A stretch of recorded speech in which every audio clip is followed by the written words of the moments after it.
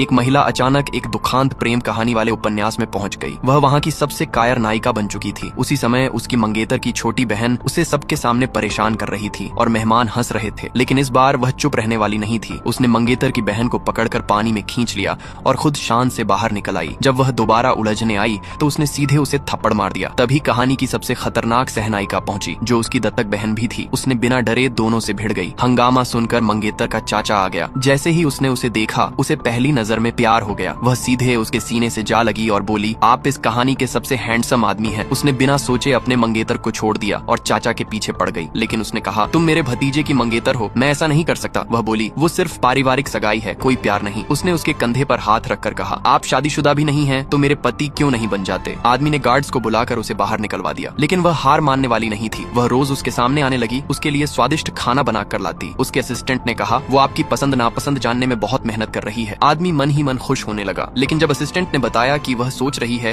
कि आपने कभी रिलेशनशिप क्यों नहीं की, कहीं आपकी सेहत में दिक्कत तो नहीं, वह गुस्से से भर गया। अगली बार आते ही उसे बाहर निकलवा दिया। वह तुरंत नखरे करते हुए बोली, अब कभी बकवास नहीं करूंगी। तभी उसका मंगेतर और परिवार वहां पहुंच गए। सब उसे दोष देने लगे कि उसने दत्तक बहन को मारा। उसके पिता ने आरोप लगाया, तूने उसकी सगाई छीन ली, जबकि वह सगाई उसके दादा ने तय की थी, क्योंकि वह असली खून की वारिस थी। आदमी खिड़की से यह सब देख रहा था। उसे याद आया, जब पहली बार वह घर लौटी थी तो सबने उसका मजाक उड़ाया था। सिर्फ उसी ने उसे रुमाल देकर आंसू पोंछने को कहा था। असिस्टेंट ने पूछा, क्या मदद करें। उसने कहा, यह उनका पारिवारिक मामला है। लेकिन जब उसने देखा कि उसका भाई उसे धक्का दे रहा है और माफी मांगने पर मजबूर कर रहा है, उसने मुट्ठी भींच ली। जैसे ही भाई ने हाथ उठाया, वह सही समय पर सामने आ गया। महिला तुरंत उसके पीछे छिप गई। वह सबको हॉल में ले गया और सार्वजनिक रूप से घोषणा की, आज से यह मेरी है, कोई इसे हाथ नहीं लगाएगा। फिर उसने उसके परिवार को वहां से बाहर निकलवा दिया।